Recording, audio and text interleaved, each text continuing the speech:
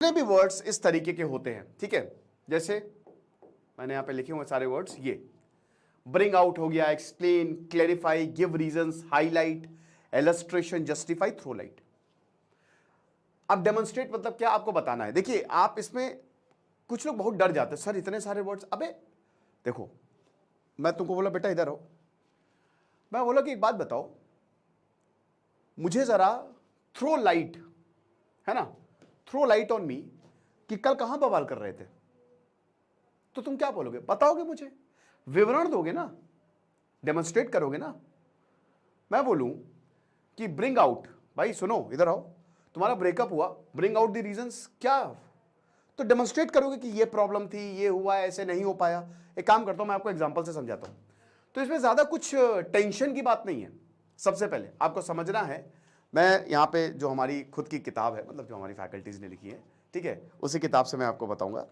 तो ऐसा नहीं है कि आप बहुत टेंशन में नहीं लेना है, बस आप इतना एकदम बेसिक कि ब्रिंग आउट, ये सब, ये जितनी भी चीज है ना, ये डेमोन्स्ट्रेशन, एक्सप्लेन, बोला कि जरा समझाओ बेटा क्यों फेल हो गए तुम, तो समझाओगे ना, सर मैं इसलिए फेल हो गया। पहली बात तो तुम इंट्रोडक्शन दोगे मुझे, ठीक है, कि सर फेल क्या होता है, फेल के बारे में समझाओगे। उसके बाद तुम रीजंस दोगे, बॉडी हो गई कि मैं इसलिए फेल हो गया क्योंकि मैं गर्लफ्रेंड से बात करता था, मेरी गाड़ी खराब हो गई तो मैं नहीं पहुंच पाया एक दिन एग्जाम में, वो भी गर्लफ्रेंड से बात करते करते, है ना, मैं लड़ता था, पढ़ाई पे ध्यान नहीं देता था, वो भी गर्लफ्रेंड की वजह से। तो गर्लफ्रेंड इसका मतलब तुम्हारा जो है वो कीवर्ड है ना, एनीवे मजाक कर रहा था, ठीक है। तो बेसिकली जो एक्सप्लेन हो गया, क्लैरिफाई, ये सब एक काम करता हूं मैं, आपको एक एक, ये जितने आपको क्वेश्चंस दिख रहे हैं ना, मैं आपको एक एक एग्जांपल देता हूं। तो जैसे यूपीएससी प्रीवियस ईयर क्वेश्चंस की हम बात करते हैं, ठीक है, तो कैसे आपको करना है। तो सबसे पहले ब्रिंग आउट मतलब क्या है कि डिटेल्स, ब्रिंग आउट का मतलब हो गया कि डिटेल आप बता रहे हो, छोटी छोटी डिटेल जो नोटिसेबल है। जैसे मैंने बोला ना कि भाई ब्रिंग आउट, या जो भी चीजें तुमको पता है बताओ, टेल मी एवरीथिंग। तो अगर कोई भी क्वेश्चन पूछा है तो you have to tell everything, clear, एक तरीके से क्रिस्टल क्लियर, सब कुछ बता देना है, कुछ नहीं छुपाना है। तो हमें क्वेश्चन से इसको समझते हैं। जैसे क्वेश्चन है 250 वर्ड्स का, 2021 में पूछा गया है, 15 मार्क्स का है ये, कि ब्रिंग आउट, देखो मैं क्वेश्चन लिखूंगा नहीं दोस्त, इतना बस मैनेज कर लेना। Bring out the constructive programs of Mahatma Gandhi during non cooperation movement and civil disobedience movement. इसमें क्या है, bring out the constructive programs of Mahatma Gandhi during the non cooperation, यानी कि क्या है, सबसे पहले तो कीवर्ड महात्मा गांधी का नॉन कोऑपरेशन मूवमेंट और सिविल डिसोबीडियंस मूवमेंट। 2021 का ये सवाल है, 250 मार्क्स का है, 250 वर्ड्स का है और 15 मार्क्स का है। तो क्वेश्चन की थीम क्या है, सिंपल, महात्मा गांधी का एरा, स्ट्रगल फॉर इंडिपेंडेंस। तो सबसे पहले आपकी कीवर्ड क्या है, कंस्ट्रक्टिव प्रोग्राम्स, समझे ना भाई, मेन थीम, भाई कीवर्ड पकड़ना है। क्या बोला है यहां पे, महात्मा गांधी के बारे में नहीं लिखना है, कंस्ट्रक्टिव प्रोग्राम्स के बारे में निकला है, समझ रहे हो। बहुत कुछ तुमने पढ़ी होगी, माय एक्सपेरिमेंट्स विद ट्रुथ, लेकिन यहां पे क्या बोला है, bring out the constructive programs of Mahatma Gandhi non cooperation movement और सिविल डिसोबीडियंस मूवमेंट के अंदर जब वो चल रहा था, तो क्या कंस्ट्रक्टिव प्रोग्राम्स महात्मा गांधी ने चलाए थे, समझ रहे हो। तो सबसे पहले आपको कीवर्ड समझना है। तो अब इंट्रोडक्शन में क्या होगा, पहले नॉन कोऑपरेशन मूवमेंट और सिविल डिसोबीडियंस मूवमेंट के बारे में थोड़ा सा लिख दो, 5-6 लाइन का फटाक से यहां पे जो है वो आप समझा दो। बॉडी में अब देखिए, आपको bring out, you have to explain it. तो जो बॉडी होगी उसमें आपको कंस्ट्रक्टिव प्रोग्राम्स के बारे में बात करनी है, जो भी महात्मा गांधी करते थे, ठीक है, जितने भी उन्होंने प्रोग्राम चलाए उन सब के बारे में आप बताइए। और कंक्लूजन, क्या इंपैक्ट रहा इसका, कैसे क्विट इंडिया मूवमेंट के लिए इन मूवमेंट्स ने आपका पूरा बना दिया। तो ब्रिंग आउट क्या मतलब, क्या आपने एक्सप्लेन कर दिया, दैट्स इट। ये जितने भी वर्ड्स हैं इनका मतलब यही कि आपको एक्सप्लेन करना है डिटेल में, everything you have to explain. Word से परेशान मत होइएगा, एक बार आप समझ गए ना तो समझ जाओगे। तो this is what I am talking about, ऐसे होगा। अगला एक्सप्लेन, मुझे नहीं लगता इसमें कोई, मैं बोलूंगा समझाओ, कल कहां गए थे बताओ, पिताजी ने बोल दिया रात में घूम रहे, एक्सप्लेन, समझाओगे? पहले तो इंट्रोडक्शन दोगे। कल, ओके, कल होता क्या है, कल क्या था, कल कौन सा दिन था, कल जो भी कीवर्ड तुम्हारे पिताजी ने बोला है। मान लो तुम्हारे पिताजी ने तुमसे सवाल पूछा कि यार थोड़ा सा वो करता हूं मैं, गर्मी सी लग रही मुझे, है ना। मान लो तुम्हारे पिताजी ने तुमसे सवाल पूछा, इधर आओ, कल पुलिया पे दिखे थे तुम। अब एक्सप्लेन कि जो तुम पुलिया पे थे उससे कैसे तुम्हारा उद्धार होगा। तो पहले तुम पुलिया के बारे में समझाओगे, है ना, इंट्रोडक्शन। कीवर्ड क्या हो गया, थार। तो अपने बारे में नहीं समझाना है, उद्धार के बारे में समझाना है कि कैसे वो तुम्हारे लिए पॉजिटिव है, समझाओगे? ऐसे ही करना है यार, आंसर राइटिंग भी ऐसे ही है, तो इतना डरने का नहीं, है ना। यहां पे भी हम एक क्या कहते हैं कि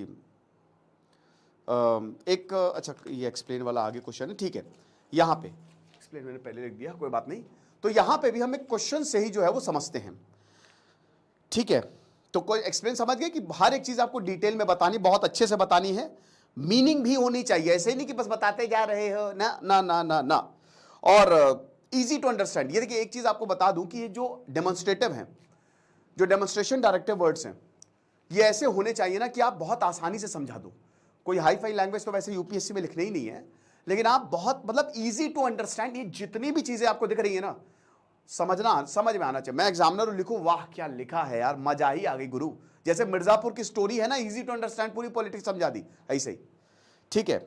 वैसे इस बार का मिर्जापुर सीजन ठीक रहा, अच्छा था, वैसे एंगेज तो आप रहोगे ही, है ना। चांदनी रात थी, दौड़ रहा था सोने का घोड़ा। तो प्रीवियस ईयर क्वेश्चन हम देख लेते हैं, 2022 में ये पूछा गया था, ठीक है। Explain the mechanism and occurrence of cloud burst in the context of Indian subcontinent, discuss 2 recent example. अब देखो क्या है, explain the mechanism and occurrence of, पहली बात तो ज्योग्राफी का सवाल है, आप समझ गई है, ठीक है। अब क्लाउड बर्स्ट बहुत सारे हो रहे हैं, तो इसीलिए कहता है करंट अफेयर सुपर इंपॉर्टेंट है, ठीक है। अकरेंस ऑफ क्लाउड बर्स्ट, और मैंने कई बार अपने लेक्चर्स में बताया क्लाउड बर्स्ट क्या, तो इंडियन सब कॉन्टिनेंट, ठीक है। तो सबसे पहला पार्ट है कि आपको क्लाउड बर्स्ट एक्सप्लेन करना है, इंडियन सब कॉन्टिनेंट। तो यहां पे डायरेक्टिव वर्ड क्या हो गया, एक्सप्लेन। और उसके बाद यह भी बोला है कि डिस्कस 2 रीसेंट इवेंट, आपको 2 रीसेंट इवेंट भी बताने हैं, राइट। तो सबसे पहले तो अगेन इंट्रोडक्शन, भाई इंट्रोडक्शन पहले तो आपको क्लाउड बर्स्ट के बारे में बताना होगा। कीवर्ड क्या है यहां पे, अकरेंस, कीवर्ड अकरेंस है ना, कि बार बार अकर हो रहा है, कॉज क्या है, why it is occurring, right. उसके बाद आप आराम से इसके बारे में बताइए, आईएमडी ने क्या डेफिनेशन दी है, क्लाउड बर्स्ट होता क्या है, इंट्रोडक्शन में आप ये बताओगे। इंट्रोडक्शन में आप डिफाइन करोगे कि जो आत्मा है ना आंसर की, क्लाउड बर्स्ट है, क्लाउड बर्स्ट के बारे में आंसर है। कीवर्ड क्या है, अकरेंस, समझ रहे हो, मेरी बात समझना ध्यान से। जैसे मैं बोल रहा हूं कि तुम्हारे मोहल्ले में वो चीजें बताओ जो मोहल्ले को डेवलप कर देगी। अब कीवर्ड क्या है, डेवलप। अब तुम्हारे मोहल्ले का हमने इतिहास नहीं पूछा है, ना ही तुम्हारे मोहल्ले की हमने पॉलिटिक्स पूछी है, हमने क्या पूछा है, वो चीजें। तो मोहल्ला आत्मा होगी, आपको पहले अपने मोहल्ले को तो समझाना ही पड़ेगा, क्योंकि मोहल्ले के बारे में बात हो रही है, तो जिस चीज के बारे में बात हो रही है उसके बारे में तो समझाना है गुरु।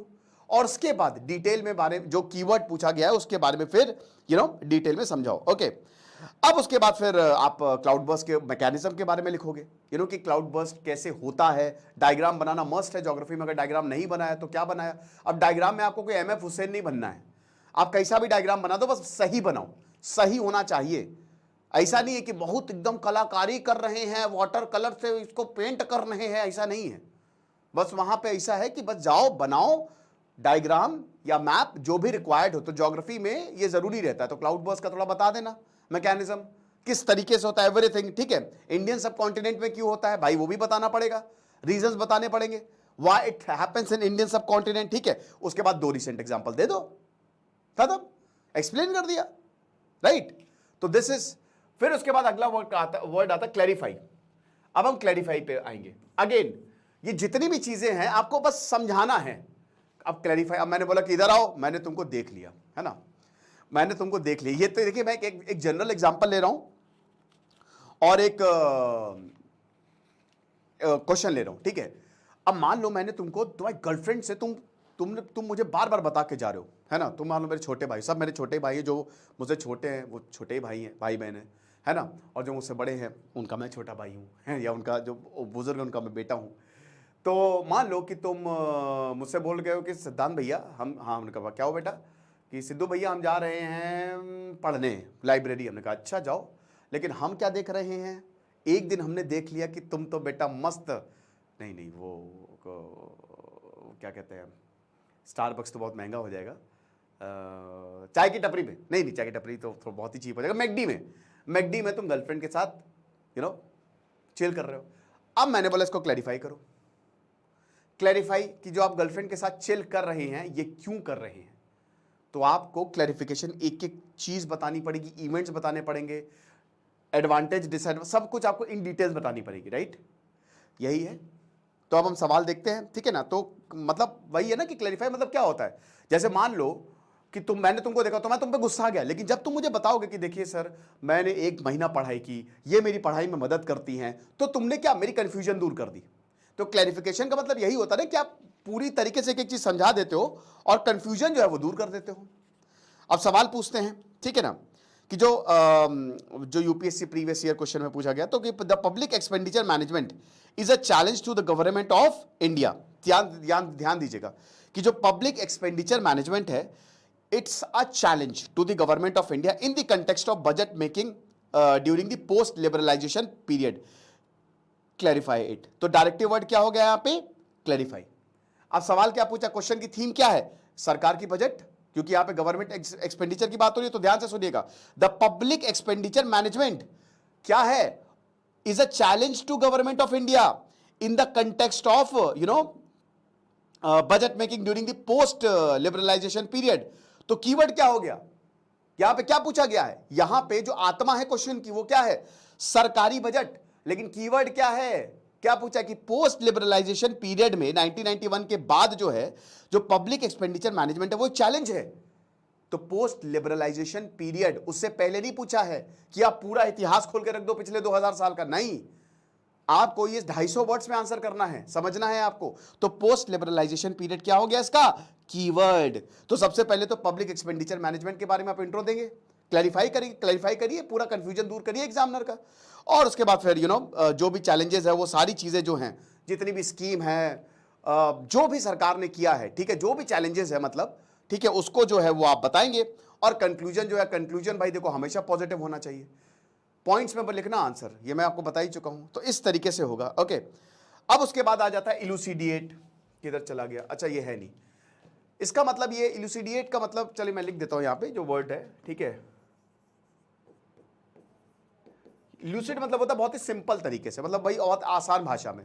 तो मेरे ख्याल में इसको हम स्किप कर सकते हैं, हालांकि सवाल मैं आपको बता देता हूं, आप चाहे तो लिख लीजिए कि the relationship, elucidate the relationship between globalisation and new technology in a world of scarce resources with a special reference to India. अब बहुत ही शानदार सवाल है, बहुत ही प्यारा सवाल है आईआर का, मतलब जीएस पेपर 2 का। तो अब देखो कि यहां पे क्वेश्चन की थीम क्या है, elucidate the relationship between globalization and new technology in a world of scarce resources with a special reference to India। अब आप ये देखिए कि इसमें जो आत्मा है वो क्या है, ग्लोबलाइजेशन, समझ रहे हो। इसमें आप ये जो आपकी क्वेश्चन की थीम है, थीम क्या है कि ग्लोबलाइजेशन, लेकिन कैसा ग्लोबलाइजेशन, पूरी दुनिया का नहीं, बोला है कि रेफरेंस टू इंडिया। तो थीम क्या होगी, क्वेश्चन की आत्मा क्या होगी, ग्लोबलाइजेशन का इफेक्ट क्या हुआ विथ रेफरेंस टू इंडिया, कि इफेक्ट्स क्या हुए ग्लोबलाइजेशन के। और आखिरी में बोला है कि इसको आसान वर्ड शब्दों में बताइए, इल्यूसिडिएट इन वेरी, या मतलब वही है कि इल्यूसिडिएट का मतलब भी क्या, आसान में, ठीक है ना। तो अब वही है कि यू हैव टू, मतलब आपको एक एक चीज बतानी पड़ेगी इसमें कि आखिरकार क्या हुआ जो। अच्छा एक चीज इसमें और बोली है कि new technology in a world of scarce resources, ये भी बोला है कि जो नई टेक्नोलॉजी है, दुनिया रिसोर्सेज कम होती जा रही है, टेक्नोलॉजी बढ़ती जा रही है, तो उस हिसाब से आपको बताना पड़ेगा। तो क्वेश्चन की थीम क्या हो गई, क्वेश्चन का कीवर्ड क्या हो गया, एक तो स्केर्ड रिसोर्सेज हो गया और रेफरेंस टू इंडिया, इंडिया के संदर्भ में ये क्वेश्चन की आत्मा है, आपको नहीं भूलना है, globalization with reference to India. और थीम क्या हो, कीवर्ड क्या हो गया, रिसोर्सेज, स्केर्स ऑफ रिसोर्सेज और रेफरेंस टू इंडिया। तो इसमें अगेन आपको सबसे पहले तो ग्लोबलाइजेशन के बारे में ही समझाना है। एग्जाम्पल प्रमाण जब तक नहीं दोगे मजा नहीं आएगा, तो चैट जीपीटी और बाकी सारी चीजों के बारे में बता दो, क्योंकि यहाँ टेक्नोलॉजी की बात की है, रिसोर्सेज की बात की है। उसके बाद फिर बॉडी में अगर बात करें तो बहुत सारे जो नई टेक्नोलॉजी हैं उनका जो इंपॉर्टेंस है वो आप समझा दो, जो रिसोर्सफुल टेक्नोलॉजी, जो रिन्यूएबल टेक्नोलॉजी है, तो वर्ड्स आप आसानी से पकड़ सकते हो। अगला जो वर्ड है वो है रीजंस। ठीक है, रीजन अगेन, रीजन का मतलब क्या हो गया भाई? रीजन भाई ये कि कहते हो ना रीजन करते हो, है ना। जैसे मैंने तुमको बुलाया, मैंने बोला कि सुनो, तुमने कहा सिद्धांत भाई मुझे गोवा घूमने जाना है, रीजन दो क्यों जाना है, रीजन दोगे। रीजन का मतलब यही हुआ ना कि लॉजिक से आप एक्सप्लेन करोगे। लॉजिक से अगर आप मुझे समझा ले गए तो मैं तुमको गोवा जाने दूंगा कि मैंने ये किया वो किया, तो मेरा एक रिवॉर्ड तो बनता है, ट्रैवलिंग से ये होता है, वहां पे मैं बीचेस देखूंगा थोड़ा बहुत, तो अगर आप मुझे एक्सप्लेन कर ले गए तो मैं गोवा जाने दूंगा। रीजन कहता ना, रीजन सबसे इंपॉर्टेंट होता है किसी भी, अगर आपने किसी को रीजन देके, मतलब रीजन देके आप कन्विंस करते हो किसी को भी, राइट। तो एक तरीके से फैक्ट बताओगे, चीजें बताओगे, इंटेलिजेंस का प्रमाण होता है रीजन। तो अब इसमें जो है क्वेश्चन पूछते हैं, ठीक है, क्वेश्चन देखते हैं। तो क्वेश्चन क्या है कि why was there a sudden spurt in famine in colonial India since the mid 18th century. ठीक है, गिव रीजंस। तो ये क्या है? जीएस पेपर 1 का सवाल है, मॉडर्न इंडियन हिस्ट्री का सवाल है। डायरेक्टिव वर्ड क्या है? Give reasons. तो आपको रीजंस क्या देना, आप किसके रीजंस देने हैं कि सबसे पहले तो कि एकदम से फेमाइंस क्यों आ गए थे कॉलोनियल इंडिया में। तो यहां पे जो कीवर्ड है, और मिड 18th सेंचुरी की बात की गई, तो कीवर्ड क्या? Mid 18th century. एक मिड 18th सेंचुरी में और आत्मा क्या है? फेमाइंस। तो सबसे पहले तो आपको फेमाइंस की बात करनी है, कॉलोनियल इंडिया की बात करनी है गुरु। अब कॉलोनियल इंडिया कब तक रहा? 1769, 1770, जितने भी फेमाइंस आए एग्जांपल दे देना। तो कॉलोनियल इंडिया के फेमाइंस के बारे में समझाओ इंट्रोडक्शन में। फिर बॉडी की अगर बात करते हैं तो आपको रीजंस देने हैं। अब अलग अलग बिंदु, administrative policy, political scenario, social policy, जितनी भी पॉलिसी आप बता सको वो आप बताओ इसमें, और फिर कंक्लूजन देना है। और कंक्लूजन जैसा कि हमने बताया कि अब ये तो नेगेटिव होगा, तो नेगेटिव में भी आपको पॉजिटिव जो है, क्योंकि सिचुएशन तो इंडिपेंडेंस के बाद इंप्रूव हुई ना। आप ऐसे इसका कंक्लूजन लिख सकते हो कि शुरुआत में तो प्रॉब्लम बहुत ज्यादा थी कॉलोनियल, इसको 2 पार्ट में इसका कंक्लूजन जाएगा, क्योंकि कंक्लूजन पॉजिटिव होना चाहिए। बट क्वेश्चन ही सच हो रहा नेगेटिव है तो क्या करोगे? रीजंस तो आपने दे दिए, लेकिन इसमें कैसे करोगे आप? सबसे पहले तो कंक्लूजन में आप ये लिख दो कि बहुत भुखमरी थी इस दौरान कॉलोनियल इंडिया में जब फेमाइंस आए, लेकिन इंडिपेंडेंस के बाद सिचुएशन इंप्रूव हुई डिफरेंट पॉलिसीज के थ्रू। ग्रीन रेवोल्यूशन हो गया, लैंड रिफॉर्म्स हो गए, बहुत सारी चीजें ये कर सकते हो आप। ठीक है, अगला हाईलाइट। हाईलाइट, अच्छा हाईलाइट का मतलब क्या हुआ? हाईलाइट का मतलब होता है, जैसे क्या हाईलाइट करते हो ना, कोई भी चीज हाईलाइट करते हो, क्वेश्चन आंसर भी लिख रहे हो तो तुमने कोई हाईलाइट कर दी। तो हाईलाइट का मतलब ही होता है कि किसी मतलब एम्फसाइज करना किसी पे। जैसे मान लो कि तुम मुझे कुछ समझा रहे हो और मैं सुन ही नहीं रहा हूं, तो तुम अपनी अचीवमेंट बता रहे हो। मान लो कि मैं तुमको अपनी पॉकेट मनी भरवानी, या चलो तुमको अपनी सैलरी बढ़वानी है।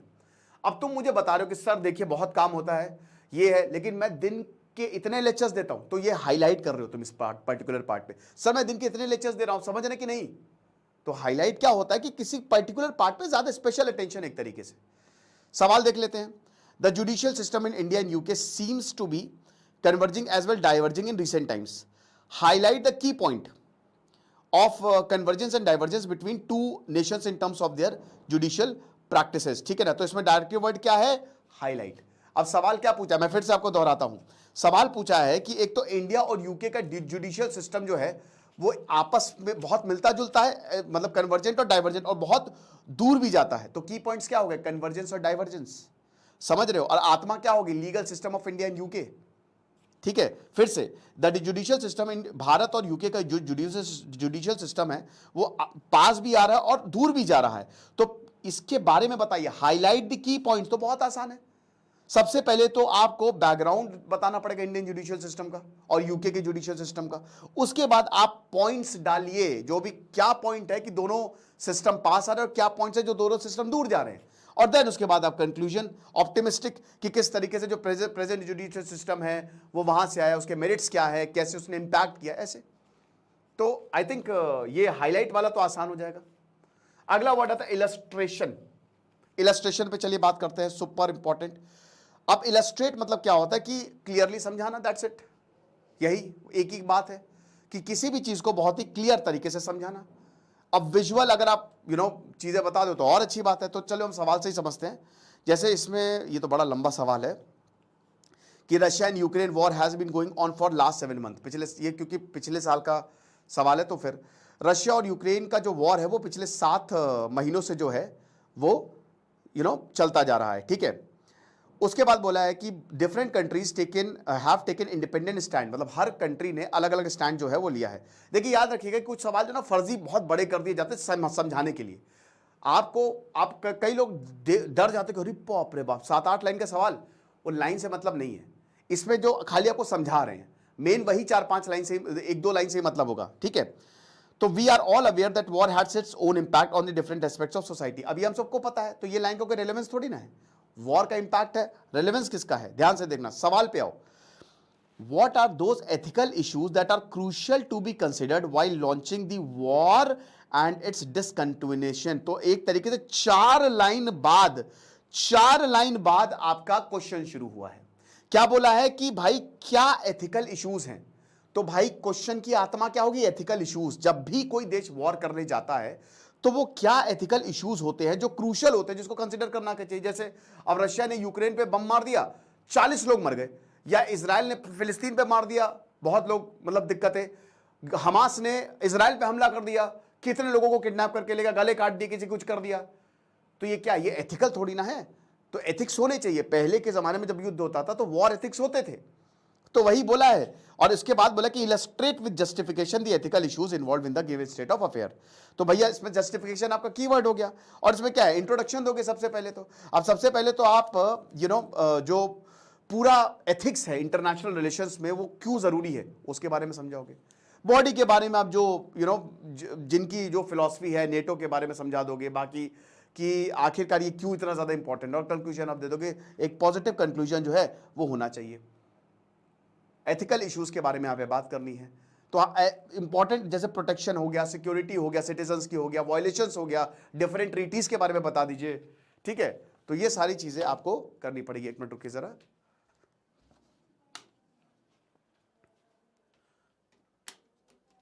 ओके सॉरी थोड़ा सा मुझे लाइट्स कम करनी पड़ेंगी कुछ रीजंस की वजह से। ओके तो ये सारी चीजें जो हैं वो यहां पे आपको देखनी है। तो आई होप ये डेमोन्स्ट्रेटिव डायरेक्टिव वर्ड्स आप समझ गए होंगे। कल हम WH वर्ड्स की बात करेंगे, ठीक है, व्हाट टाइप्स ऑफ वर्ड्स। और बाकी जैसा कि हमने बताया हमारा लक्ष्य बैच लाइव है, साथ ही साथ आंसर राइटिंग बैच कमाल हो जाएगा गुरु। जैसे मैं समझा रहा हूं ऐसे ही इससे और अच्छे से समझाएंगे फैकल्टीज। तो खुश रहिए, पढ़ते रहिए। दिस इज सिद्धांत अग्निहोत्री साइनिंग ऑफ। ऐप या फिर वेबसाइट पे आप हमारा कोर्स ले सकते हो। Thank you so much.